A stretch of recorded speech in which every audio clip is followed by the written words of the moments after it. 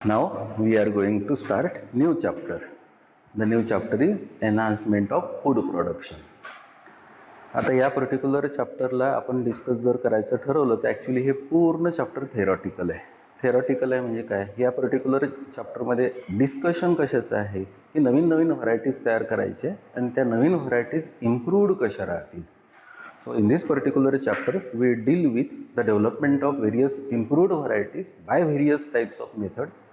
The most common recent method it is the biofortification. पण या particular चॅप्टरला थोडासा base द्यायचा जर असेल तर ॲक्च्युली काय आहे की food is the necessity of every living organism. Green plants they prepare their own food material, they are called as autotrophs. पण आपल्यासारख्यांचं काय, the other organisms which cannot prepare their own food material, which are called as heterotrophs, naturally they depend for food on autotrophs. म्हणजे काय की माझ्यासारखा किंवा कुठला दुसरा लिव्हिंग ऑर्गॅनिझम असेल ज्याला फॉर एक्झाम्पल फूड मटेरियल तयार करता येत नाही, आणि असा फूड मटेरियल तयार करता न येणारा ऑर्गॅनिझम असेल ज्याला काय म्हणतो आपण हेटेरोट्रॉफ. तर असा ऑर्गॅनिझम असेल आणि त्याची जर फूड ही नेसेसिटी असेल, फूडशिवाय त्याच्या कुठल्याच ॲक्टिव्हिटी होत नसेल किंवा फूडशिवाय त्याला एनर्जी जर मिळत नसेल तर त्याला फूड कसं मिळवायचं.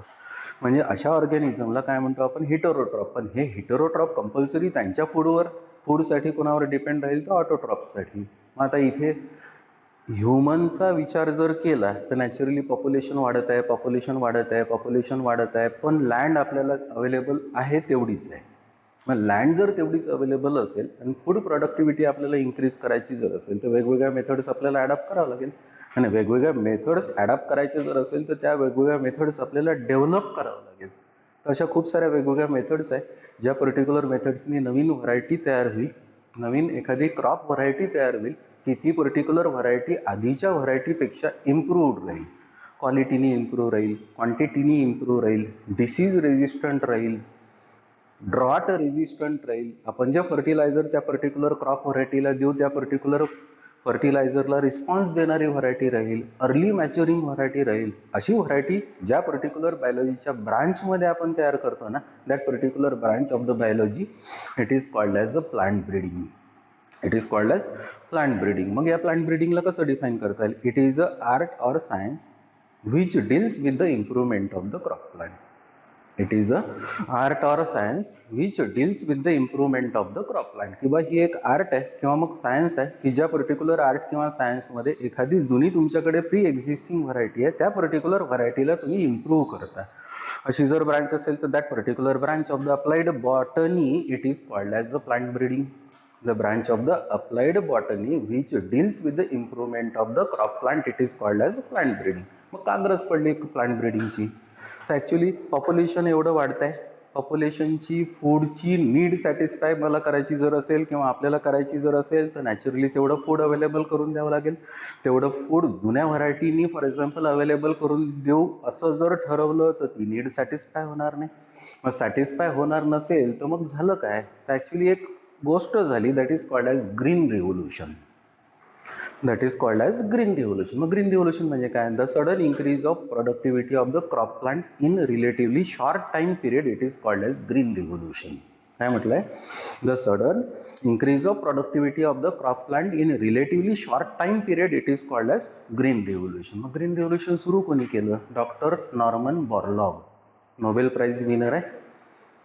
या पर्टिक्युलर डॉक्टर नॉर्मन बॉरलॉगनी काय केलं, सेमी डॉर्फ व्हरायटीज व्हीटच्या तयार केल्या मेक्झिकोमध्ये. म्हणजे त्याच्यापूर्वी व्हरायटी होत्या व्हीटच्या नाही असं नाही, होत्या पण त्या पर्टिक्युलर व्हरायटी स्टॉल होत्या. पण त्या पर्टिक्युलर व्हरायटीजला म्हणजे वेगवेगळ्या व्हीटच्या व्हरायटीजला क्रॉस करून एक नवीन व्हरायटी तयार केली. त्या पर्टिक्युलर व्हरायटीला म्हणतात semi dwarf variety of wheat. म्हणजे ती फार डॉर्फही व्हरायटी नाही, फार टॉलही व्हरायटी नाही आहे, मधली व्हरायटी आहे, त्याला आपण सेमी डॉर्फ व्हरायटी म्हणतो. या व्हरायटीचं कॅरेक्टरिस्टिक हे आहे की या पर्टिक्युलर व्हरायटीला म्हणजे व्हीट व्हरायटीला ब्रांचेस जास्त येतात आणि जेवढ्या व्हीटच्या प्लांटला ब्रांचेस जास्त येईल तेवढी त्या पर्टिक्युलर फूड ग्रेनची प्रोडक्टिव्हिटी जास्त राहील. मेक्झिकोमध्ये व्हरायटी तयार केली आणि ती पर्टिक्युलर व्हरायटी तिथे मेक्झिकोमध्ये तयार झाल्यामुळे व्हीट मेज या पर्टिक्युलर क्रॉप प्लांटची प्रोडक्टिव्हिटी खूप जास्त वाढून गेली. वाढल्यानंतर फूडची गरज नेसेसिटी असेल तर ती सॅटिस्फाय झाली तिथे. पूर्ण जग अट्रॅक्ट झालं. अट्रॅक्ट झाल्यानंतर मग आपण इंडियावाले सायंटिस्ट जर असेल तर ते पण अट्रॅक्ट झाले. Doctor M S Swaminathan attract झाले, पंत असे लोक अट्रॅक्ट झाले. आणि अट्रॅक्ट होऊन ती पर्टिक्युलर व्हरायटी, मेक्झिकोची variety, semi dwarf variety of wheat आपण आपल्या इंडियामध्ये इंट्रोड्यूस केली. मग आपल्या इंडियामध्ये इंट्रोड्यूस केल्यानंतर ती व्हरायटी आपल्या क्लायमॅटिक कंडिशनला, आपल्याकडच्या सगळ्या कंडिशन्सला सपोर्ट करेल असं नाही. म्हणजे ती पर्टिक्युलर व्हरायटी आपल्याकडे चांगली प्रोडक्टिव्हिटी देईल असं नाही. म्हणून या एम एस स्वामीनाथन किंवा अजून त्यांच्यासोबतचे वेगवेगळे लोक, सायंटिस्ट लोक, हे सगळे मिळून आपल्या इंडियन क्लायमेटला सूट होणाऱ्या व्हरायटीसोबत त्या पर्टिक्युलर मेक्झिकन व्हरायटीला क्रॉस करून आपल्याकडे नवीन व्हरायटी तयार झाली. आणि ही अशी नवीन व्हरायटी तयार झाल्यामुळे आपल्याकडे व्हीट, मेज अशा क्रॉप प्लांटची प्रोडक्टिव्हिटी इन्क्रीज झाली. आज आपण त्या पर्टिक्युलर फूडसाठी सफिशियंट आहे, सेल्फ सफिशियंट आहे. याला म्हणतो आपण ग्रीन रिव्होल्युशन. म्हणजे या पर्टिक्युलर गोष्टीसाठी त्या particular doctor Norman Borlaug, M S Swaminathan अशा वेगवेगळ्या लोकांना खूप सारे प्रयत्न करावे लागले. खूप सारे प्रयत्न करावे लागले म्हणजे काय, नवीन नवीन व्हरायटीज तयार कराव्या लागल्या. नवीन व्हरायटीज फक्त तयार करून चालणार नाही, लँड डेव्हलप करावी लागली. लँड डेव्हलप करून चालणार नाही, इरिगेशनच्या फॅसिलिटीज तयार कराव्या लागल्या. फक्त इरिगेशनच्या फॅसिलिटीजनी जमणार नाही. इरिगेशनच्या फॅसिलिटीजसोबत फर्टिलायझर डेव्हलप करावं लागले, जे होते ते इम्प्रूव्ह करावं लागले. या सगळ्या एफर्ट्सनी त्या पर्टिक्युलर क्रॉप प्लांटची प्रोडक्टिव्हिटी इन्क्रीज झाली. आणि अशी जर इन्क्रीज झालेली असेल काही वर्षात फॉर एक्झाम्पल, तर त्या पर्टिक्युलर थोड्याफार वर्षात, 30-40 वर्षात फॉर एक्झाम्पल एखादी व्हरायटी नवीन तयार होत असेल किंवा फॉर एक्झाम्पल फूडची प्रोडक्टिव्हिटी increase जर होत असेल तर this is nothing but it is called as green revolution. What is green revolution? The sudden increase of productivity of the crop plant in relatively short time period. It is called as green revolution. And the father of green revolution is Dr. Norman Borlaug, and father of green revolution in India is M.S. Swaminathan. तर ह्या सगळ्या गोष्टी कशाशी related आहे? Plant ब्रीडिंगची related आहे. Plant breeding मी मगाशी तुम्हाला define करून दिलं. कसं डिफाईन केलं होतं? It is a applied branch of applied botany. It is a branch of applied botany which deals with the improvement of the crop plant. मग इम्प्रूव्ह कसं करायचं, व्हरायटीज कशा तयार करायच्या, लँड आपल्याला अवेलेबल करून घेता येईल, फर्टिलायझर डेव्हलप झाली, इरिगेशनच्या फॅसिलिटीज आपल्याला तयार करता येईल, फर्टिलायझर तयार केले, इरिगेशनच्या फॅसिलिटीज पण तयार झाल्या, लँड अवेलेबल झाले, इन्सेक्टिसाइड, पेस्टिसाइड्स पण तयार झाले. कारण त्या पर्टिक्युलर क्रॉपवर वेगवेगळे इन्सेक्ट किंवा पेस्ट अटॅक करणार आहे, ते पण आपण किल करायसाठी वेगवेगळ्या गोष्टी केल्या. पण नवीन व्हरायटी तशा कशी तयार करायची? तर या प्लांट ब्रीडिंगमध्ये तोच एक पर्टिक्युलर इम्पॉर्टंट पार्ट आहे की जो पर्टिक्युलर पार्ट आपल्याला सांगतो की नवीन व्हरायटी कशी बनवायची. There are various methods to improve the crop plant. The various methods which improve the crop plant are the selection method, the hybridization, the mutation breeding, the tissue culture, the biofortification. ह्या सगळ्या वेगवेगळ्या methods आहेत. कोणत्या कोणत्या methods म्हटल्या? Selection method आहे, hybridisation आहे, mutation breeding आहे, टिश्यू कल्चर आहे, अशा सगळ्या मेथड्स आहेत. त्याच्यानंतर बायोफोर्टिफिकेशन अशी एक नवीन मेथड आहे की या पर्टिक्युलर वेगवेगळ्या मेथड्समध्ये नवीन नवीन व्हरायटीज डेव्हलप झाल्या, इम्प्रूव्ह झाल्या.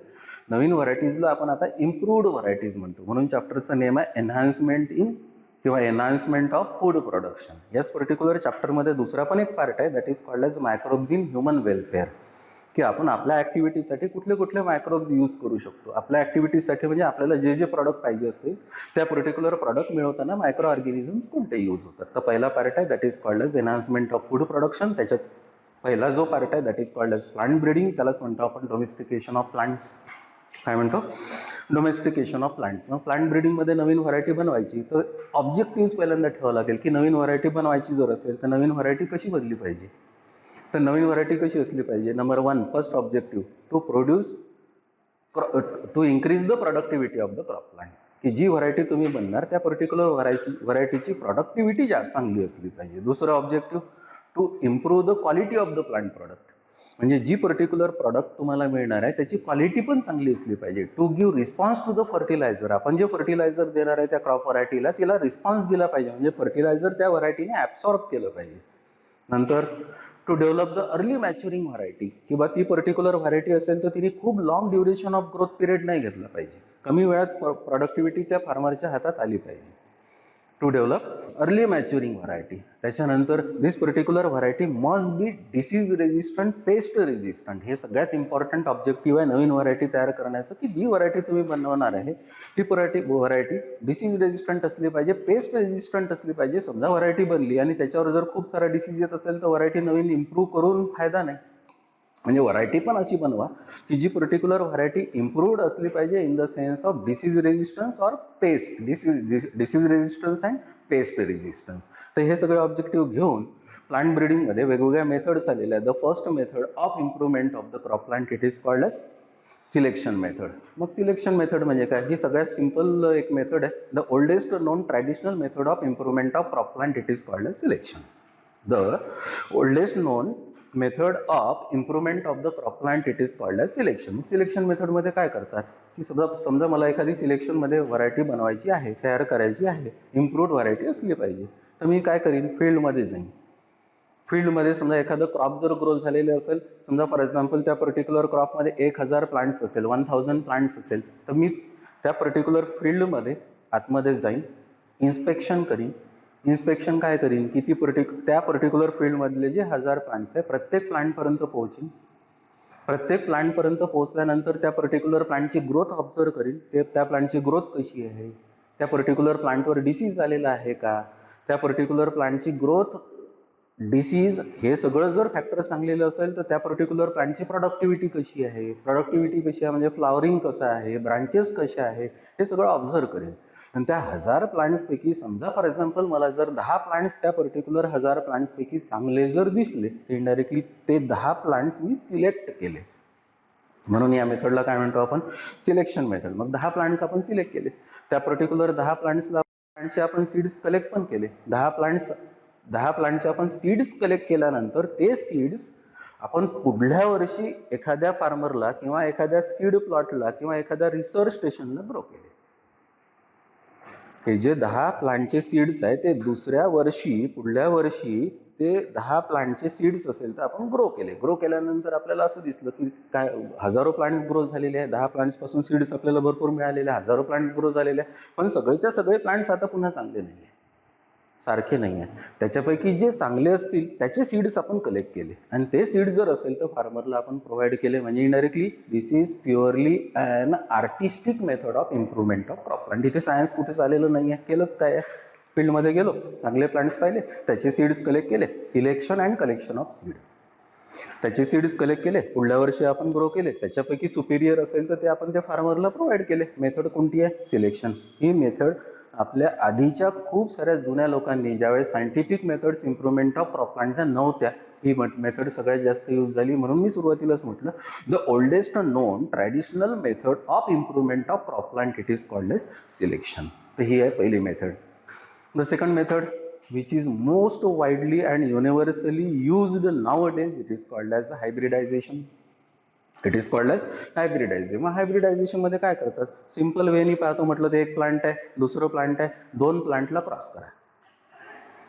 2 प्लांट्सला क्रॉस करून फॉर एक्झाम्पल नवीन व्हरायटी मिळत असेल तर त्या नवीन व्हरायटीची सीड्स घ्या, फार्मरला सप्लाय करा, प्रोव्हाइड करा.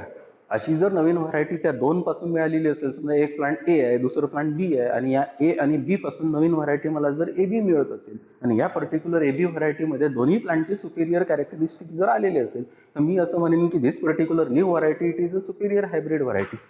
It is a superior hybrid variety. आणि ही सुपिरियर हायब्रिड व्हरायटी जर असेल तर इनडायरेक्टली त्या पर्टिक्युलर फार्मरला मी प्रोव्हाइड केली इम्प्रूव्ड व्हरायटी म्हणून. This particular method of crossing 2 plants together or obtaining new desired variety it is called as hybridization. मग आता याची मेथड आहे, मोठी मेथड आहे. या पर्टिक्युलर मेथडला 7-8 वर्ष लागतात एक हायब्रिड व्हरायटी तयार करायला. काय काय करतात? The first step it is called as collection of variability. त्यालाच म्हणतात कलेक्शन ऑफ जर्म प्लाझम.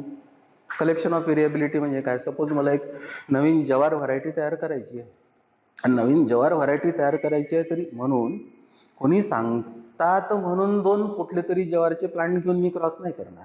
मी काय करीन? पूर्ण इंडियाभर फिरीन किंवा जगभर इव्हन फिरीन. फिरल्यानंतर काय दिसेल? मला 50 फॉर एक्झाम्पल जवारचे नवीन व्हरायटीज जर मिळालेल्या असेल तर त्या 50 जवारच्या व्हरायटीचे काही सीड्स मी माझ्या रिसर्च स्टेशनला घेऊन येईन. म्हणजे माझ्याकडे 50 जवारच्या प्लांटचं सॅम्पल तयार झालं. 50 पॅकेटमध्ये 50 जवारच्या व्हरायटीचं सॅम्पल कलेक्ट झालं. This sample nothing but it is called as variability. This sample now it is called as a variability. म्हणून या पहिल्या स्टेपला काय म्हणतात? Collection of variability. त्याच पर्टिक्युलर 50 जवारच्या व्हरायटीच्या सॅम्पलला आपण जर्म प्लाझम पण म्हणतो. मग जर्म प्लाझम आपल्याकडे तयार आहे. 50 पॅकेटमध्ये 50 जवारच्या प्लांटचे सीड्स आपल्याकडे रेडी आहे. आपण आता रिसर्च प्लांटला जाणार, रिसर्च स्टेशनला जाणार आणि हे 50 प्लांट 50 प्लॉटमध्ये 50 जवारच्या व्हरायटीज आपण ग्रो करणार. एक प्लॉट आहे, दुसरा प्लॉट आहे, तिसरा प्लॉट आहे, चौथा प्लॉट आहे, असे 50 प्लॉट आहे. 50 प्लॉटमध्ये एका प्लॉटमध्ये 50 पॅकेटमध्ये आणलेल्या पैकी एका पॅकेटमधले सीड्स आपण तिथे ग्रो करणार. ग्रो केल्यानंतर सगळे 50ही प्लॉट ग्रो झाले. ग्रो झाल्यानंतर आपण ते सगळे ग्रो झाल्यानंतर मॅच्युअर झाल्यानंतर आपण ऑब्झर्व करणार. 50च्या 50 तर काही सारखे दिसणार नाही, कारण वेगवेगळ्या ठिकाणाहून आणलेले आहे, आपल्या क्लायमॅटिक कंडिशन्स बदललेले आहे. त्याच्यामुळे काही ग्रो होतील, काही ग्रो होणार नाही. काही समजा फॉर एक्झाम्पल 10 जर प्लॉट जर ग्रो झालेले असेल, चांगले ग्रो झालेले असेल, तर इनडायरेक्टली ते आपण 10 फक्त ऑब्झर्वेशनसाठी ठेवले की हे मॅच्युरिटीपर्यंत कसे राहतात. त्याच्यापैकी आपल्याला 10 पैकी 2 प्लॉट असे दिसतात की ते मला होपफुल वाटतात. मला होपफुल वाटतात म्हणजे काय की एक प्लॉट असा दिसतो मला की त्याच्याकडे हायल्डिंग कॅरेक्टरिस्टिक आहे. दुसरं प्लॉट मला दिसतो की त्याच्याकडे डिसीज रेजिस्टंट कॅरेक्टरिस्टिक आहे. ज्या पर्टिक्युलर प्लॉटमध्ये मला हायल्डिंग कॅरेक्टरिस्टिक दिसून राहिलं त्या पर्टिक्युलर प्लांटवर थोडाफार डिसीज येऊन राहिला म्हणजे ते प्लांट डिसीज ससेप्टेबल आहे, म्हणजे त्याच्यावर डिसीज येतो. दुसरं असा प्लॉट आहे की ज्या पर्टिक्युलर प्लांटवर थोडासा आपण डिसीज येत नाही पण त्याची प्रोडक्टिव्हिटी थोडीफार कमी आहे. मला या 2 प्लांटनी अट्रॅक्ट केलं. कोणत्या 2 प्लॉटनी अट्रॅक्ट केलं? एक आहे हाय यील्डिंग डिसीज ससेप्टेबल, दुसरं आहे लो यील्डिंग डिसीज रेजिस्टन्स. मला काय करायचं आहे आता, हे 2 व्हरायटीज जवारच्याच व्हरायटीज आहे, क्रॉस करायचे. मग मी काय करीन की त्या 2 पॅरेंट्सला 2 प्लॉटमधल्या 2 प्लांट्सला म्हणजे पॅरेंट्सला मी काय करीन आता आयसोलेट करीन आणि सिलेक्ट करीन. म्हणून second step of hybridization it is called as selection and isolation of parents. Selection and isolation of parents म्हणजे इनडायरेक्टली त्या पर्टिक्युलर दोन्ही पॅरेंट्सना मी सिलेक्ट केलं. सिलेक्ट करून फॉर एक्झाम्पल त्याचे सीड्स मी कलेक्ट करून ठेवले. कलेक्ट करून ते पुढच्या वर्षी मी आता मला त्यांना क्रॉस करायचं आहे म्हणून मी ते आयसोलेट केले. So first step it is called as collection of variability. Second step it is called as selection and isolation of the parents. And the third step of this particular hybridization it is called as actual hybridization. Actual hybridization मध्ये मी काय करीन की जे 2 plot मधले जे seeds मी आता collect केलेले आहे पुढच्या वर्षी मी ते ग्रो करून त्या दोघांना मी क्रॉस करीन म्हणजे काय, एका प्लांटचं पोलोग्रेन दुसऱ्या प्लांटच्या स्टिग्मावर गायनोशियमवर मी ट्रान्सफर करीन. That is called as hybridization. So these are the 3 important steps in hybridization. कोणत्या 3 steps? The first is collection of variability, that is also called as collection of germplasm. The second it is called as selection and isolation of the parents. The third it is called as hybridization or actual hybridization. Actual hybridization म्हणजे काय, तिथे पण वेगवेगळे steps आहे. Actual hybridisation मध्ये पहिली step आहे selection and isolation of the parent. म्हणजे 2 पॅरेंट्स असेल तर इनडायरेक्टली ते आपण वेगवेगळ्या प्लॉटमध्ये ग्रो केले. ग्रो केल्यानंतर 2 पॅरेंट्सला आपण ग्रो केलं म्हणून पहिली स्टेप काय झाली, selection and isolation of the parents. दुसऱ्या नंबरच्या स्टेपला जावं लागेल. 2 पॅरेंट्स आहे, दोन्ही मधले फ्लावर जर पाहिलेले असेल तर बायसेक्झुअल आहे. बायसेक्झुअल आहे म्हणजे या पर्टिक्युलर फ्लावरमध्ये अँड्रोशियम गायनोशियम आहे, याही पर्टिक्युलर फ्लावरमध्ये अँड्रोशियम गायनोशियम आहे. पॉसिबिलिटी कशाची आहे, सेल्फ पॉलिनेशनची पॉसिबिलिटी आहे. तिथला पोलोग्रेन तिथेच पडेल, तिथला पोलोग्रेन तिथेच पडेल, असं नाही झालं पाहिजे. आपल्याला क्रॉसिंग करायचं आहे. मग क्रॉसिंग करायचं जर असेल तर असं तर क्रॉसिंग होऊ शकून नाही राहिलं, कारण सेल्फ पॉलिनेशन आपण क्रॉसिंग करायच्या पहिल्यांदा सेल्फ पॉलिनेशन झालं तर म्हणून दुसरी एक स्टेप आहे दॅट इज कॉल्ड एज इमॅस्क्युलेशन. मग इमॅस्क्युलेशन म्हणजे काय, 2 पॅरेंट्स आहे, 2 पॅरेंट्सपैकी एक पॅरेंट आपल्याला फिमेल कन्सिडर करायचं आहे. फिमेल कन्सिडर करायचं आहे म्हणजे समजा जवार प्लांट आहे, त्याचं फ्लावर मॉर्निंग टाइमला आपण जाणार, त्याचं फ्लावर आपण हळूच ओपन व्हायच्या पहिल्यांदा आपण ओपन करणार बर्ड कंडिशनला ओपन करून फोर्सेपच्या हेल्पनी नाहीतर हँडच्या हेल्पनी किंवा हॉट वॉटरच्या हेल्पनी तिथले आपण स्टॅमेन्स रिमूव्ह करणार. नाही तर हॉट वॉटर जर यूज केलेलं असेल तर पोलोग्रेन्स किल करणार. म्हणजे राहील काय त्या फ्लावरमध्ये, गायनोशियम राहील, अँड्रोशियम रिमूव्ह होऊन जाईल. फोर्सेपनी रिमूव्ह करता येते, नाही तर मग हाताच्या नखानी बोटाच्या नखानी आपल्याला रिमूव्ह करता येईल. किंवा मग फ्लावर जर एकदम मायन्यूट असेल तर मग आपल्याला हॉट वॉटरमध्ये डीप करावं लागेल. केअर ही घ्यावं लागेल की गायनोशियम डॅमेज नाही झाला पाहिजे, कारण तो आपण गायनोशियम यूज करणार आहे. मग अशा वेळेस या पर्टिक्युलर फ्लावरमध्ये ए पॅरेंट आहे, या ए पॅरेंटमध्ये गायनोशियम आपण मेंटेन केलेलं आहे, अँड्रोशियम आपण रिमूव्ह केलेलं आहे. असं जर असेल तर this particular method is called as emasculation. मग इमॅस्क्युलेशन म्हणजे काय, the process of removal of stamens or anthers without damaging the gynoecium, making this particular bisexual flower to the unisexual female, it is called as emasculation. कसं? The process of removal of stamens or anthers or pollen grains without damaging the gynoecium, making this particular bisexual flower into the unisexual female flower, it is called as emasculation. मग या फ्लावरला आपण ए प्लांटच्या फ्लावरला इमॅस्क्युलेट केलं. तीन पैकी कुठली तरी मेथड यूज केली. एक तर हँड इमॅस्क्युलेशन केलं, नाही तर फोर्सेप इमॅस्क्युलेशन केलं, नाही तर हॉट वॉटर इमॅस्क्युलेशन केलं. पण इमॅस्क्युलेशन केल्यानंतर या फ्लावरमध्ये गायनोशियम आहे. फ्लावरला इमॅस्क्युलेट आपण बर्ड कंडिशनला केलेलं आहे, म्हणून हे फ्लावर आता 1 दिवसांनी 2 दिवसांनी ओपन होणार आहे. अनडिझायर्ड पॉलिनेशन होऊ नये म्हणून ज्या पर्टिक्युलर फ्लावरला तुम्ही इमॅस्क्युलेट केलं त्याला वरून आपण पेपर बॅग अप्लाय केली, म्हणजे पेपर बॅग लावली. That step it is called as a bagging.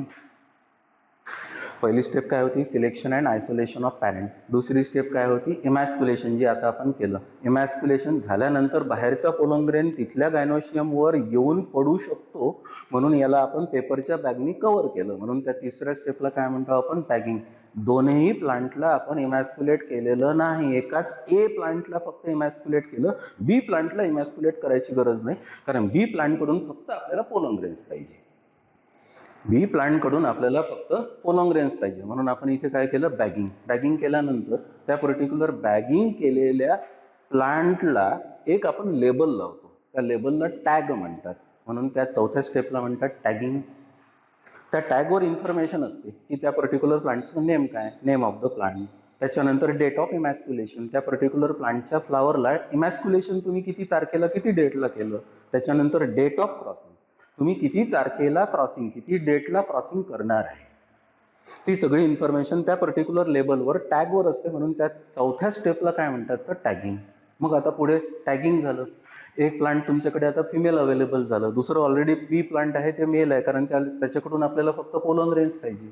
मग असे पोलन ग्रेन्स पाहिजे असलेलं जे पर्टिक्युलर प्लांट आहे त्या पर्टिक्युलर प्लांटकडून पोलन ग्रेन्स पाहिजे असेल तर त्याला आपण काही स्पेशल ट्रीटमेंट करणार आहे. ते ट्रीटमेंट आपण फक्त ए प्लांटला केली. ए प्लांटलाच का केली? कारण इथे सेल्फ पॉलिनेशन होण्याचे चान्सेस होते, म्हणून आपल्याला तिथला अँड्रोशियम रिमूव्ह करायचा होता. तो अँड्रोशियम आपण इमॅस्क्युलेशनमध्ये रिमूव्ह केला. अनडिझायर्ड पॉलिनेशन होऊ नये म्हणून आपण बॅगिंग केलं. ते प्लांट कुठल्या डेटला काय केव्हा क्रॉसिंग करायचं आहे हे लक्षात राहावं म्हणून त्या पर्टिक्युलर प्लांटला आपण टॅग लावला, म्हणजे लेबल लावलं. त्याला काय म्हणतो आपण? टॅगिंग. त्याला काय म्हटलेलं आहे? टॅगिंग. त्याच्यानंतर त्या टॅगवर तिसरी इन्फॉर्मेशन काय होती? Date of crossing. मग आपण काय केलं? डेट ऑफ क्रॉसिंगच्या दिवशी आपण तिथे गेलो, 5व्या स्टेपला गेलो. पहिली स्टेप होती, पुन्हा बोलतो मी, selection and isolation of parent. दुसरी होती इमॅस्क्युलेशन, नंतर होती बॅगिंग, नंतर होती टॅगिंग. आता 5व्या स्टेपला चालू आहे आपण कलेक्शन ऑफ पोलन ग्रेन्स. आता आपण ए प्लांटला गेलो, सॉरी बी प्लांटला गेलो, हे ए प्लांट होतं. बी प्लांटला गेलो, ज्याच्याकडे इमॅस्क्युलेशन आपण केलं नाही, त्या पर्टिक्युलर प्लांटच्या फ्लावरला ओपन होऊ दिलं. फ्लावर ओपन झालं नॅचरली. एक छोटी प्लास्टिकची पॉलिथिनची बॅग घेऊन गेलो. बॅग घेऊन गेल्यानंतर त्याच्या फ्लावर्समधले पोलन ग्रेन्स आपण कलेक्ट केले त्या प्लास्टिकच्या पॉलिथिनच्या बॅगमध्ये. ते पोलन ग्रेन्स कलेक्ट करणे, that is called as collection of pollen grains. Collection of pollen grains नंतर ज्या डेटला आपण इमॅस्क्युलेशन केलेलं आहे त्याच डेटला आपण तिथे क्रॉसिंगची पण डेट टाकून ठेवलेली आहे. त्या क्रॉसिंगच्या डेटला आपण त्या पर्टिक्युलर ए प्लांटकडे म्हणजे फिमेल पॅरेंटकडे गेलो. गेल्यानंतर आपण ए पोलन ग्रेन्स कलेक्ट केलेले आहे. ते पोलन ग्रेन्स या पर्टिक्युलर फ्लावरच्या गायनोशियमच्या स्टिग्मावर डस्ट केले. याला म्हणतात क्रॉसिंग. याला काय म्हणतात? तर क्रॉसिंग. म्हणजे इनडायरेक्टली पुन्हा अजून एकदा पहिलेपासून स्टेप्स पहा. Selection and isolation of parents, दुसरी स्टेप आहे इमॅस्क्युलेशन, तिसरी स्टेप आहे बॅगिंग, नंतर टॅगिंग, त्याच्यानंतर कलेक्शन ऑफ पोलन ग्रेन्स, त्याच्यानंतर क्रॉसिंग. क्रॉसिंग केल्यानंतर आता इथे क्रॉसिंग झालं आहे. त्या बी प्लांटचं आता आपल्याला काम नाही, कारण त्याच्याकडून फक्त पोलन ग्रेन्सच पाहिजे होते. इथे आपण आता क्रॉसिंग केलं. क्रॉसिंग केल्यानंतर इमिजिएटली पुन्हा अजून ती पेपर बॅग लावून टाकली, कारण आपलं क्रॉसिंग केलेलं आहे. पण आपल्या आधी जर बाहेरून एखादा पोलन ग्रेन अनडिझायर्ड आला आणि त्यांनी जर क्रॉसिंग केलं म्हणजे पॉलिनेशन जर केलं तर ते होपलेस राहील. म्हणून क्रॉसिंग केल्याबरोबर पुन्हा ती पेपर बॅग अप्लाय केली. अप्लाय केल्यानंतर पुढची प्रोसेस नॅचरली होऊन जाईल. पोलन ग्रेन असेल तर जर्मिनेट होईल, त्याच्यानंतर त्या गायनोशियमकडे जेवढे ओव्हिल्स असेल तर सीड्समध्ये कन्वर्ट होईल, ओव्हरी असेल तर फ्रूटमध्ये कन्वर्ट होईल. एक वेळ काही दिवसानंतर येईल की फ्रूट पूर्ण मॅच्युअर होईल, सीड्स आतमध्ये तयार होईल. ते सीड्स आपण कलेक्ट करणार. म्हणून पुढची स्टेप आहे collection of seeds. That is called as collection of seeds. आणि कलेक्शन ऑफ सीड्स नंतर सीड्स आपण कलेक्ट केले, पण सीड्स कलेक्ट केल्यानंतर आपण क्रॉसिंग केलेले कॅरेक्टरिस्टिक त्या पर्टिक्युलर नवीन सीड्समध्ये आले की नाही हे चेक करायसाठी पुढची स्टेप आहे. That is called as the testing and release of variety. That is called as testing and release of variety. Testing and release of variety म्हणजे काय, जे सीड्स आता आपल्याला या ए प्लांटकडे क्रॉसिंग नंतर मिळाले ते सीड्स पुन्हा आपण ग्रो करून पाहिले. ग्रो करून पाहिल्यानंतर दोन्ही प्लांटचे सुपेरियर कॅरेक्टरिस्टिक्स फॉर एक्झाम्पल जर त्या नवीन व्हरायटीमध्ये मिळालेले असेल तर त्या व्हरायटीला म्हणावं लागेल आपल्याला सुपेरियर हायब्रिड. दोन प्रकारचे हायब्रिड मिळण्याची पॉसिबिलिटी आहे, इन्फेरियर हायब्रिड आणि सुपेरियर हायब्रिड. इन्फेरियर हायब्रिड असणारे प्लांट्स असेल तर आपण ते रिमूव्ह करू, पण सुपेरियर हायब्रिड असणारे प्लांट्स असेल तर इनडायरेक्टली ते आपण मेंटेन करू. हे पर्टिक्युलर सीड्स ग्रो करू. 3 वर्षापर्यंत आपण त्या रिसर्च स्टेशनला ग्रो करून पाहू. 3 वर्षापर्यंत जर कुठले कॅरेक्टरिस्टिक्स त्या पर्टिक्युलर नवीन व्हरायटीच्या हायब्रिड व्हरायटीचे जर चेंज झालेले नसेल तर ती इम्प्रूव्ड व्हरायटी हायब्रिड व्हरायटी म्हणून आपण फार्मरला प्रोव्हाइड करू. This is nothing but it is called as hybridization. So most useful, most widely accepted method of improvement of crop plant it is called as hybridization. या हायब्रिडायझेशनला सोडून पुन्हा अजून एक नवीन मेथड आहे, रिसेंट आहे, सायंटिफिक मेथड आहे, that is called as mutation breeding. मग म्युटेशन ब्रीडिंग म्हणजे काय? आता म्युटेशन पहिल्यांदा कळावं लागेल. काय आहे की डीएनए आहे. डीएनए आहे म्हणजे डिऑक्सी रिबोज न्यूक्लिक ॲसिड आहे. समजा एक प्लांट आहे, the name of the plant for example it is moong. It is called as a phaseolus. Moong plant आहे, फॅजिओलस म्हणतात त्याला सायन्समध्ये. या प्लांटला आपल्याला मॉडिफाय करायचं आहे. मॉडिफाय करायचं आहे म्हणजे हायब्रिडायझेशनमध्ये आपल्याला त्याची नवीन व्हरायटी बनवता येते, ठीक आहे, ती हायब्रिड व्हरायटी राहील. त्याला आपण त्या मेथडला काय म्हणू, आपण हायब्रिडायझेशन मेथड म्हणू. आपल्याला तिकडे जायचं नाही, आपल्याला म्युटेशन ब्रीडिंगमध्ये जायचं. मग म्युटेशन म्हणजे काय, तर मूंग प्लांट आहे म्हणजे इनडायरेक्टली त्या प्लांटकडे सेल आहे. सेल आहे म्हणजे न्यूक्लियस आहे. न्यूक्लियस आहे म्हणजे क्रोमोझोम्स आहे. क्रोमोझोम्स आहे म्हणजे डीएनए आहे. आणि डीएनए जर असेल तर नॅचरली त्या डीएनएमध्ये 4 टाईपचे नायट्रोजिनस बेसिस आहे, ॲडेनाइन, ग्वानिन, थायमिन, सायटोसिन. 4 टाईपचे नायट्रोजिनस बेसिस आहे. कोणते कोणते? ॲडेनाइन, ग्वानिन, थायमिन आणि सायटोसिन. असे नायट्रोजिनस बेसिस असणारे न्यूक्लिओटाइड्स त्या पर्टिक्युलर डीएनएकडे प्रेझेंट आहे. समजा त्या पर्टिक्युलर डीएनएचा न्यूक्लिओटाइडचा सिक्वेन्स हा ATGC, ॲडेनाइन, थायमिन, ग्वानिन, सायटोसिन असेल. याच्यामुळे ती पर्टिक्युलर व्हरायटी जी आज दिसते ती तशी आहे. पण ही व्हरायटी आपल्या कामाची नाही. या व्हरायटीला आपल्याला इम्प्रूव्ह करायचं आहे. इम्प्रूव्ह व्हरायटी आपल्याला करता येईल, पण एका मेथडमध्ये जावं लागेल, that is called as mutation. मग आता काय करावं लागेल की ते मूंग प्लांट आहे त्याचे सीड्स आहे ते सोक करावं लागेल. रात्री समजा मी आता भिजवले पाण्यात, सकाळी काढावं लागेल. काढल्यानंतर त्याला स्पेसिफिक म्युटेशनची ट्रीटमेंट द्यावं लागेल. म्युटॅजेनिक एजंट अप्लाय करावं लागेल. मग म्युटॅजेनिक एजंट म्हणजे काय? The agent which changes the nucleotide sequence of an organism. It is called as a mutagenic agent. मग तुम्ही म्हणाल की म्युटेशन म्हणजे काय? The mutation it is a sudden change in nucleotide sequence of an organism. अशी process की ज्या प्रोसेसमुळे न्यूक्लिओटाइडचा sequence त्या ऑर्गॅनिझमचा बदलतो आणि तो ऑर्गॅनिझम चेंज होतो. असं जर असेल तर that is called as a mutation. And when this particular mutation it is used in improvement of the new variety, that particular method of improvement of the crop plant it is called as mutation breeding. मग आता ती मगाशीची soak केलेले seeds होते त्याला physical नाही तर chemical म्युटॅजेनिक agents आपण provide केले. फिजिकल म्युटॅजेनिक एजंट्स म्हणजे रेडिएशन्स, रेडियम आहे, कोबाल्ट 60 आहे किंवा एक्सरेज आहे. केमिकल म्युटॅजेनिक एजंटमध्ये इथिल मिथिल सल्फोनेट आहे, नाही तर मस्टर्ड गॅस आहे. हे जर आपण त्या पर्टिक्युलर सोक केलेल्या सीड्सला फॉर एक्झाम्पल काही वेळासाठी स्पेसिफिक डोजमध्ये जर प्रोव्हाइड केले तर प्रोव्हाइड केल्यानंतर दिसणार डोळ्यांनी आपल्याला काही नाही, पण ते पर्टिक्युलर सीड्समध्ये कुठेतरी आतमध्ये न्यूक्लिओटाइड सिक्वेन्स किंवा जीन सिक्वेन्स बदललेला असेल. त्या सिक्वेन्स बदलण्याला काय म्हणतो आपण? म्युटेशन. त्याला काय म्हणतो आपण? म्युटेशन. असे सीड्स फॉर एक्झाम्पल आपण आता त्याच्यात लॅबॉरेटरीमध्ये समजा असे जर चेंज केलेले असेल, लॅबॉरेटरीमध्ये एक पेट्री प्लेट घेतली, पेट्री डिश घेतली, त्याच्यात मूंग सीड्स टाकले एक्झाम्पल, त्याला फिजिकल म्युटॅजेनिक एजंट नाही तर केमिकल म्युटॅजेनिक एजंट्स प्रोव्हाइड केले. प्रोव्हाइड केल्यानंतर ते सीड्स आपण घेतले, सीड प्लॉटमध्ये लावले, लावल्यानंतर ते ग्रो झाले. ग्रो झाल्यानंतर त्या पर्टिक्युलर नवीन तयार झालेल्या प्लांटमध्ये जर मला कुठे चेंज दिसत असेल, मॉर्फॉलॉजिकल चेंज दिसत असेल, प्रोडक्टिव्हिटी वाढलेलं असेल, डिसीज त्या पर्टिक्युलर प्लांटकडे येत नसेल तर आपण काय म्हणू की ती व्हरायटी काय झाली? इम्प्रूव्ह झाली. Such particular method of improvement of crop plant, the fastest method of improvement of crop plant it is called as a mutation breeding. तर ही पण एक तिसरी मेथड आहे इम्प्रुव्हमेंट ऑफ क्रॉप प्लांटची, that is called as mutation breeding. So first method it is called as selection, the second method it is called as hybridization, the third method it is called as mutation breeding. It is called as mutation breeding. त्याच्याशिवाय अजून काही methods आहे. For example tissue culture आहे. Tissue culture म्हणजे काय? The cultivation of a cell or tissue under aseptic and control condition into entire plant. It is called as the tissue culture. This was given by Haberlandt, the German scientist. एक German scientist आहे, त्या German सायंटिस्टचं name हॅबरलँड आहे. त्या particular सायंटिस्टनी काय केलं की एक tissue घेतला प्लांटचा. That tissue it is called as a meristematic tissue. Meristematic tissue तुम्हाला कळते, the growing tissue it is called as a meristematic tissue. की असा टिश्यू की ज्या टिश्यूमधल्या सेल्समध्ये टोटिपोटन्सी असते. टोटिपोटन्सी पण तुम्हाला कळते. टोटिपोटन्सी म्हणजे the ability of a cell to develop into the entire plant. It is called as the totipotency. म्हणजे असा टोटिपोटंट सेल असणारा टिश्यू त्या हॅबरलँडनी घेतला, लॅबोरेटरीमध्ये नेला. लॅबोरेटरीमध्ये एक टेस्ट ट्यूब घेतली. त्या टेस्ट ट्यूबमध्ये न्यूट्रिएंट मीडियम तयार केली. न्यूट्रिएंट मीडियम अगार अगार पावडरपासून तयार करतात. ती न्यूट्रिएंट मीडियममध्ये तयार केलेल्या टेस्ट ट्यूबमध्ये तो टिश्यू प्लेस केला.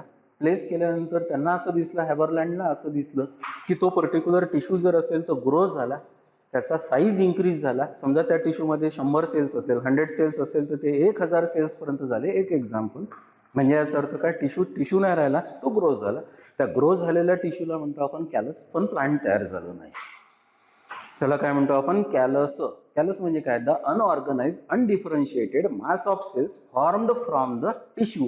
त्या टिश्यूला टिश्यू कल्चरमध्ये एक्सप्लांट पण म्हणतात. त्या टिश्यूला टिश्यू कल्चरमध्ये एक्सप्लांट पण म्हणतात. That particular tissue it is called as explant. म्हणजे जो त्या प्लांटकडून काढलेला टिश्यू आहे त्याला टिश्यू कल्चरमध्ये एक्सप्लांट म्हणतात. एक्स म्हणजे एक्साइज्ड, प्लांट म्हणजे प्लांट. प्लांटपासून बाहेर काढलेला टिश्यू म्हणून त्याला म्हणतो आपण एक्सप्लांट. आता तो एक्सप्लांट घेतला, त्या न्यूट्रिएंट मीडियमवर जर प्लेस केल्यानंतर तो जर ग्रो झाला, ग्रो झालेल्या टिश्यूला आपण जर कॅलस म्हटलं. कॅलस कळलं तुम्हाला? कॅलस म्हणजे the undifferentiated unorganised mass of the cells. The undifferentiated unorganised mass of the cells formed from the explant in tissue culture. It is called as the callus. It is called as callus. म्हणजे callus हे plant नव्हे, त्या कॅलसमध्ये फक्त tissue grow झालेला आहे, त्याला काय म्हणतो आपण? कॅलस. नंबरमध्ये सेल्स वाढलेले आहेत. मग त्यांनी काय केलं? त्या टिश्यूमध्ये, त्या टेस्ट ट्यूबमध्ये जो कॅलस तयार झाला त्या कॅलसला ग्रोथ हार्मोन सप्लाय केला. ग्रोथ हार्मोन सप्लाय केल्यानंतर काय होईल? त्या कॅलसपैकी काही सेल्सकडून रूट तयार झालं, काही सेल्सकडून त्या कॅलसपासून शूट तयार झालं. म्हणजे एक नवीन छोटं प्लांट तयार झालं. That plant it is called as a tiny plant. That plant it is called as tiny plant. आणि असं टेस्ट ट्यूबमधलं जे पर्टिक्युलर प्लांट असेल ते इनडायरेक्टली त्या पर्टिक्युलर प्लांटला त्या हॅबरलँडने नंतर मग नेचरमध्ये आणलं, एखाद्या पॉटमध्ये ग्रो केलं. पॉटमध्ये ग्रो केल्यानंतर ते इंडिपेंडेंटली जर प्लांट ग्रो झालं असेल तर आपल्याला काय दिसते की टिश्यूपासून पण प्लांट तयार करता येते. This is nothing but it is called as a tissue culture. आजकाल टिश्यू यूज होत नाही, आता आजकाल सेल पण यूज होतो. म्हणजे टिश्यूज असेल, टिश्यू एखादा असेल आणि त्या टिश्यूमध्ये 1000 सेल्स असेल तर आता आपल्याकडे टेक्नॉलॉजी एवढी डेव्हलप झाली की ज्या टेक्नॉलॉजीमध्ये त्या टिश्यूपासून सेल्स आपण आयसोलेट सेपरेट करू शकतो. एका सेलपासून आपल्याला नवीन प्लांट तयार करता येते. त्याला मायक्रो प्रोपॅगेशन पण म्हणतात. That is called as micro propagation. तर हे पण एक टेक्निक आहे इम्प्रुव्हमेंट ऑफ क्रॉप प्लांटचं. की समजा एखादं पर्टिक्युलर प्लांट आहे, त्या पर्टिक्युलर प्लांटकडे रिप्रोडक्शन थांबलेलं आहे किंवा ते पर्टिक्युलर प्लांट एंडेंजर्ड असेल आणि असं प्लांट फॉर एक्झाम्पल तुम्हाला जर यूज करायचं असेल किंवा इम्प्रूव्ह करायचं असेल किंवा ती पर्टिक्युलर व्हरायटी तुम्हाला या अर्थवर मेंटेन करायची असेल तर this is the best, one of the best technique for improvement of the crop plant. That is called as tissue culture. Haberlandt नावाच्या सायंटिस्टनी जर्मनीमध्ये टिश्यू कल्चर डेव्हलप केलं टेक्निक. पण माहेश्वरी आणि गुहा इंडियन सायंटिस्ट यांनी तेच टेक्निक इंडियामध्ये आणलं आणि इथे पण टिश्यू कल्चर इंडियामध्ये सुरू केलं. पण या माहेश्वरी गुहांनी प्लांट्स नवीन सेल्सपासून, टिश्यूपासून न तयार करता त्यांनी प्लांट्स नवीन पोलन ग्रेन्सपासून तयार केले. म्हणून अकॉर्डिंग टू माहेश्वरी अँड गुहा, the new plant when it is derived or developed from pollen, that particular culture it is called as the pollen culture or it is called as androgenesis.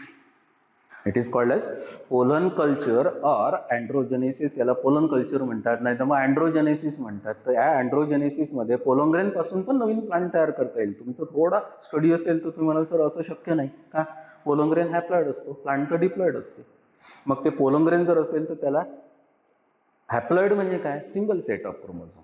प्लांटमध्ये प्लांटला आपण diploid का म्हणतो, double set of chromosome. कधीही पण fertility असायसाठी 2 set of chromosome पाहिजे. मग या पोलोंग्रेनकडे तर एकच सेट ऑफ क्रोमोझोम आहे. मग कसं करणार, कॉल्चिसिन नावाचा एक सबस्टन्स डिस्कवर झाला, तो त्या पोलनला प्रोव्हाइड केला. त्याच्या कॉल्चिसिनची प्रॉपर्टी आहे डबलिंग ऑफ क्रोमोझोम. काय, डबलिंग ऑफ क्रोमोझोम. त्याच्यामुळे पोलोंग्रेनमध्ये जर एक सेट ऑफ क्रोमोझोम असेल तर कॉल्चिसिनमुळे तो डबल झाला, आणि डबल झालेला सेट असेल आणि असा पोलोंग्रेन जर असेल तर इनडायरेक्टली तो लॅबोरेटरीमध्ये ग्रो केला, नवीन प्लांट डेव्हलप झालं. नवीन प्लांट डेव्हलप झालं पण ते कशापासून डेव्हलप झालं, पोलोंग्रेनपासून. म्हणून याला काय म्हणतो आपण, पोलन कल्चर. पोलोंग्रेन कोणाचा पार्ट आहे, अँड्रोशियमचा पार्ट आहे. म्हणून this particular pollen culture it is again called as androgenesis. मग आता हा पण पार्ट आहे या पर्टिक्युलर इम्प्रुव्हमेंट ऑफ क्रॉप व्हरायटीचा. कोणत्या कोणत्या मेथड्स आपण आतापर्यंत ऑब्झर्व केल्या, एक आहे सिलेक्शन मेथड, दुसरी आहे हायब्रिडायझेशन, तिसरी मेथड आहे म्युटेशन ब्रीडिंग, चौथी मेथड आहे टिश्यू कल्चर. त्याच्यासोबतच एक नवीन आता रिसेंट मेथड आहे, that is called as a biofortification. Biofortification म्हणजे काय ॲक्च्युली, की एखादी व्हरायटी तुमच्याकडे चांगली ग्रो झालेली व्हरायटी आहे, इम्प्रूव्ड व्हरायटी आहे, त्या पर्टिक्युलर व्हरायटीमध्ये कुठलाही डिसीज येत नाही, प्रॉडक्टिव्हिटी चांगली आहे, पण त्या पर्टिक्युलर व्हरायटीची न्यूट्रिटिव्ह व्हॅल्यू कमी आहे. न्यूट्रिटिव्ह व्हॅल्यू कमी आहे म्हणजे काय, समजा फॉर एक्झाम्पल एखादं प्लांट आहे, टोमॅटो प्लांट आहे, त्या पर्टिक्युलर प्लांटवर डिसीज येत नाही, ठीक आहे, बेस्ट आहे. त्या पर्टिक्युलर प्लांटची प्रॉडक्टिव्हिटी चांगली आहे, बेस्ट आहे. पण त्या पर्टिक्युलर व्हरायटीमध्ये व्हिटॅमिन सी एक्सपेक्ट आपण त्या टोमॅटोकडून करतो, त्याचा कंटेंट जर कमी असेल तर ती व्हरायटी तेवढी इम्पॉर्टंट आपल्यासाठी आजच्या डेटमध्ये नाही. म्हणाल मग आता काय करायचं, मग आता त्या पर्टिक्युलर व्हरायटीला अजून पण इम्प्रूव्ह आपल्याला करता येते. दुसरी एखादी टोमॅटोची व्हरायटी आहे की जी पर्टिक्युलर व्हरायटी प्रॉडक्टिव्हिटीमध्ये कमी आहे पण व्हिटॅमिन सीच्या कंटेंटमध्ये समजा जर जास्त असेल, त्या 2 व्हरायटीला जर मी क्रॉस केलं, नवीन जर व्हरायटी मला मिळाली तर या नवीन व्हरायटीला टोमॅटो व्हरायटीच म्हणू. या व्हरायटीची प्रॉडक्टिव्हिटी पण चांगली राहील, या व्हरायटीवर डिसीज पण येणार नाही, पण त्या दुसऱ्या व्हरायटीचा व्हिटॅमिन सी कंटेंट कॅरेक्टरिस्टिक या पर्टिक्युलर व्हरायटी मध्ये ऍड झाल्यामुळे या पर्टिक्युलर प्लांटची, या टोमॅटो प्लांटची न्यूट्रिटिव्ह व्हॅल्यू, न्यूट्रिशनल व्हॅल्यू ही इन्क्रीज झाली. And such increase of nutritive value और nutritional value of that particular plant in plant breeding, it is called as a biofortification. It is called as biofortification. आणि या biofortification मध्ये खूप साऱ्या वेगवेगळ्या varieties तयार झाल्या. काही पर्टिक्युलर प्लांट्स असे आहे की ज्या पर्टिक्युलर प्लांट्समध्ये आयर्न कंटेंट कमी आहे, तो आयर्न कंटेंट आपण त्या व्हरायटीमध्ये इन्क्रीज केलं. एखादं प्लांट आहे, त्या पर्टिक्युलर प्लांटमध्ये प्रॉडक्टिव्हिटी चांगली मिळून राहिली पण प्रोटीन कंटेंट कमी आहे, तो प्रोटीन कंटेंट आपण इन्क्रीज केला. 2 वेगवेगळ्या मेथड्स आहे, एक तर त्या पर्टिक्युलर 2 व्हरायटी सिलेक्ट करून क्रॉस करायच्या, याला आपण सिलेक्शन मेथड म्हणतो, सिलेक्शन अँड हायब्रिडायझेशन मेथड म्हणतो. नाही तर मॉडर्न टेक्निक यूज करतात, that is called as RDNA technology, that is called as recombinant DNA technology. त्या रिकॉम्बिनंट DNA टेक्नॉलॉजीमध्ये त्या पर्टिक्युलर प्लांटमध्ये डिझायर्ड जीन इंट्रोड्यूस करून ती व्हरायटी आपल्याला इम्प्रूव्ह करता येते. Such particular method of improvement of crop plant in which the new improved variety is formed, but the nutritional value of that particular plant is improved and increased. Such particular method it is called as biofortification. तो वेगवेगळ्या methods आहे plant ब्रीडिंगच्या किंवा improvement of crop प्लांटच्या. पहिली एक method कुठली होती, पुन्हा अजून परत बोलतो, सिलेक्शन. दुसरी होती हायब्रिडायझेशन, मग होती म्युटेशन ब्रीडिंग, त्याच्यानंतर होती टिश्यू कल्चर, आणि 5वी ही एक मेथड होती that is called as biofortification. आता आपण बोर्डवर जाऊ.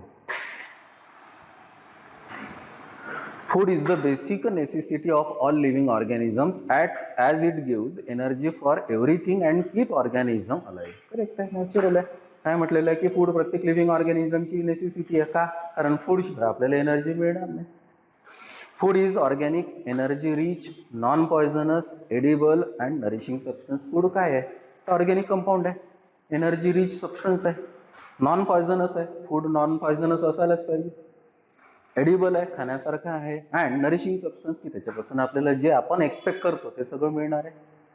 Green plants synthesize their own food by process called as photosynthesis, but animals cannot. Hence are dependent on plants directly, की ग्रीन प्लांट्स असेल तर ते ऑटोट्रॉपिक आहे, they prepare their own food material, that's why this particular green plants they are called as autotropic or they are called as autotrophs. But this particular process of green plants cannot be done by animals. कारण animals, they cannot absorb light energy, they cannot absorb solar energy, they cannot absorb radiant energy from the sun and cannot convert light energy into chemical energy. Thus these particular animals, they cannot prepare their own food material, and for food material these particular animals naturally they have to depend upon the plants. पुन्हा green plants synthesize their own food by a process called as photosynthesis, but animals cannot and hence are dependent on plants directly. The famine is a substance is responsible for the death of the food. किंवा एखादं food material आपण समजा for example जर तयार केलं आणि तयार केल्यानंतर ते फूड मटेरियल इमिजिएटली किंवा काही वेळात आपण जर यूज केलेलं नसेल तर इनडायरेक्टली ते फूड मटेरियल खराब होते का, तर that is due to the substance, that particular substance it is called as a famine. To meet the ever increasing demand of food, scientists have developed various methods like hybridization, selection, mutation, tissue culture in plant breeding. आताच आपण सगळ्या methods observe केल्या की ही जर वेगवेगळ्या लोकांची म्हणजे population, ever increasing पॉप्युलेशनची फूडची नेसेसिटी नीड जर आपल्याला सॅटिस्फाय करायची असेल तर आपल्याला व्हरायटीज इम्प्रूव्ह करावं लागेल. And there are various methods of improvement of crop plants. The various methods are hybridization, selection, mutation, tissue culture in plant breeding. ठीक आहे, या सगळ्या मेथड्स पैकी मोस्ट रिसेंट मेथड आहे आता इम्प्रूव्हमेंट ऑफ क्रॉप प्लांटची, that is called as biofortification. ते पण मी आता डिस्कस केलं, परत एकदा बघा. It is a method in which crop variety is produced for having high level of vitamins, minerals and fats. ही अशी मेथड की ज्या पर्टिक्युलर मेथडमध्ये नवीन व्हरायटी तर बनली पाहिजे, पण त्या पर्टिक्युलर नवीन व्हरायटीमध्ये प्रोटीनचा कंटेंट जास्त, फॅट्सचा कंटेंट जास्त, मिनरल्सचा कंटेंट जास्त, विटामिन्सचा कंटेंट जास्त, अशी जर नवीन इम्प्रूव्ड व्हरायटी असेल तर that variety it is called as a fortified variety, it is called as a biofortified variety. पुन्हा पहा, it is a method in which crop variety is produced for having high level of vitamins, minerals and fats, that is better nutritive value. This method is useful because due to this problem of malnutrition can be overcome. Yes, की एखादी नवीन variety improve करणे, त्या particular नवीन व्हरायटीची फक्त productivity पाहणे, त्या व्हरायटीवर disease येणार नाही हे पाहणे, एवढंच आजच्या डेटमध्ये सॅटिस्फाय करत नाही आपल्या नीड्स. की त्या फूड पासून आपण जे एक्सपेक्ट करतो, आपल्या बॉडीचे सेल्स, टिश्यूज, ऑर्गन सिस्टीम जे एक्सपेक्ट करतात ते सगळं त्या फूड पासून मिळालं पाहिजे, म्हणून biofortification. The various objective are considered for the production of new biofortified varieties are. की नवीन व्हरायटी, बायोफोर्टिफाईड व्हरायटी तुम्हाला जर बनवायची असेल तर काहीतरी उद्दिष्ट समोर ठेवावं लागेल, ऑब्जेक्टिव्ह समोर ठेवावं लागेल. तर हे सगळे ऑब्जेक्टिव्ह आहे की ज्या ऑब्जेक्टिव्हला सॅटिस्फाय करून आपण ह्या सगळ्या नवीन व्हरायटीज तयार केल्या. The various objective are, number 1, to increase protein content and quality. की नवीन व्हरायटीमध्ये प्रोटीनचा कंटेंट इन्क्रीज झालेला असला पाहिजे आणि प्रोटीन चांगल्या क्वालिटीचं असलं पाहिजे. 2, to increase oil content and quality. की नवीन व्हरायटी मिळत असेल, तुम्हाला तयार करायची असेल किंवा केलेली असेल तर ऑइलची म्हणजे फॅटची क्वांटिटी पण चांगली असली पाहिजे आणि क्वालिटी पण चांगली असली पाहिजे. 3, to increase and improve the quantity and quality of vitamins. Correct, की नवीन व्हरायटी बनणार असेल तर त्या पर्टिक्युलर नवीन व्हरायटीमध्ये विटामिनचा कंटेंट पण जास्त असला पाहिजे, पण त्याची क्वालिटी पण चांगली असली पाहिजे. Next, to increase the micronutrients and the quality. की त्या पर्टिक्युलर नवीन व्हरायटीमध्ये मायक्रोन्यूट्रिएंट्सची क्वांटिटी पण जास्त असली पाहिजे आणि क्वालिटी पण चांगली असली पाहिजे. म्हणजे काय, प्रोटीनचा कंटेंट चांगला असला पाहिजे, ऑइलचा कंटेंट चांगला असला पाहिजे, विटामिनचा कंटेंट चांगला असला पाहिजे, मायक्रोन्यूट्रिएंट्सचा कंटेंट चांगला असला पाहिजे. हे सगळे कंटेंट फक्त चांगला जास्त असून उपयोग नाही, त्या कंटेंटची क्वालिटी पण चांगली असली पाहिजे. अशी व्हरायटी जर बनली असेल ना तर that particular formation of new variety which is nutritionally rich, that particular method of improvement of crop plant it is called as biofortification. Biofortification is achieved through selection and through RDNA technology. RDNA technology म्हणजे recombinant DNA technology. मी मगाशीच बोललो की biofortification 2 मेथडनी करता येते. एक, तुमच्याकडे available असलेल्या 2 व्हरायटी सिलेक्ट करा, सिलेक्ट करून त्या दोन्ही व्हरायटीज क्रॉस करा. नवीन व्हरायटीमध्ये तुम्हाला दोन्ही व्हरायटीचे कॅरेक्टर आलेले दिसेल. न्यूट्रिशनली त्या दोन्ही व्हरायटीपेक्षा ही जर व्हरायटी रिच असेल तर that particular variety it must be biofortified or fortified variety. ही एक मेथड आहे. सिलेक्ट केले, क्रॉस केले. That is called as selection method. दुसरी काय म्हटलं, RDNA technology, that is called as recombinant DNA technology. हे जेनेटिक इंजिनिअरिंगचं अप्लिकेशन आहे की त्या पर्टिक्युलर प्लांटकडे जो जीन नाही आहे तो मी आता रिकॉम्बिनंट DNA टेक्नॉलॉजी किंवा जेनेटिक इंजिनिअरिंगनी इंट्रोड्यूस करीन, ॲड केल्यानंतर ती व्हरायटी ग्रो करून पाहिन. न्यूट्रिशनल व्हॅल्यू त्या व्हरायटीची इन्क्रीज झाली असेल, इम्प्रूव्ह झालेली असेल तर ती व्हरायटी मी फार्मरला प्रोव्हाइड करेन as a fortified variety. The various examples of this particular biofortified varieties are. Examples of biofortified varieties. Number 1, fortified maize have twice the amount of amino acids, lysine and tryptophan. की मेज मध्ये ही particular biofortified varieties नवीन तयार केलेली आहे की ज्या particular मेज मध्ये लायसिन आणि ट्रिप्टोफॅन हे जे 2 अमायनो ऍसिड आहे याचा कंटेंट जुन्या व्हरायटीमध्ये कमी होता, पण बायोफोर्टिफिकेशनमुळे त्या पर्टिक्युलर व्हरायटीमध्ये आता लायसिन ट्रिप्टोफॅन या दोन्ही अमायनो ऍसिडचा कंटेंट डबल झाला. 2, व्हीट ॲटलास 66, ही व्हीट म्हणजे गव्हाची व्हरायटी आहे. Wheat atlas 66 has a high protein content. Mainly wheat आपण कशासाठी कन्झ्युम करतो की त्या व्हीटपासून आपल्याला स्टार्च म्हणजे कार्बोहायड्रेट मिळाले पाहिजे, पण त्या कार्बोहायड्रेट सोबत जर त्याच व्हीटपासून जर प्रोटीनचा कंटेंट जर जास्त मिळाला तर इनडायरेक्टली प्रोटीनची डेफिशियन्सी असणार नाही. म्हणजे इनडायरेक्टली सायंटिस्टनी व्हीट व्हरायटी ॲटलास 66 अशी तयार केली की ज्या पर्टिक्युलर व्हरायटीमध्ये प्रोटीनचा कंटेंट पण जास्त आहे. 3, iron fortified rice has 5 times more iron. की राईसमध्ये पण अशी पर्टिक्युलर व्हरायटीज तयार केलेल्या आहे की ज्या राईस पण आपण कशासाठी मेनली कन्झ्युम करतो की कार्बोहायड्रेट्स मिळाले पाहिजे, पण रिसर्चर्सनी त्या राईसमध्ये पण इम्प्रूव्हमेंट करत बायोफोर्टिफिकेशनमध्ये त्या राईसपासून नवीन ज्या व्हरायटीज, ओल्ड राईस व्हरायटीपासून नवीन फोर्टिफाईड व्हरायटीज अशा मिळवल्या की ज्या पर्टिक्युलर व्हरायटीजमध्ये 5 टाइम्स आयर्नचा कंटेंट जास्त दिसतो, म्हणजे fortified variety. Next, vegetable crops like carrot and spinach have more vitamin A and minerals. की कॅरेट आहे, स्पिनॅच आहे, व्हिटॅमिन एचा कंटेंट जास्त आहे, पण या पण दोन्ही व्हरायटीजला आपण इम्प्रूव्ह केलं. आता त्या पर्टिक्युलर व्हरायटीजमध्ये व्हिटॅमिन एचा कंटेंट पण जास्त आहे, मिनरल्सचा पण कंटेंट जास्त आहे. 5th, vitamin C enrich bitter gourd. Bitter gourd त्याला मराठीत आपण कारलं म्हणतो. Vitamin C enrich bitter gourd tomato have been developed by IARI, Indian Agricultural Research Institute. Indian agricultural research institute या स्टेशनला त्या बिटर गार्ड आणि टोमॅटोच्या अशा व्हरायटीज तयार केल्या की ज्या पर्टिक्युलर व्हरायटीजमध्ये व्हिटॅमिन सीचा कंटेंट हा नॉर्मलपेक्षा जास्त आहे. म्हणजे या सगळ्या एक्झाम्पल्सवरून आपल्याला काय लक्षात येते की all this particular varieties they are form but they are nutritionally rich, and production of this particular nutritionally rich varieties, it is nothing but it is called as biofortification. It is called as biofortification.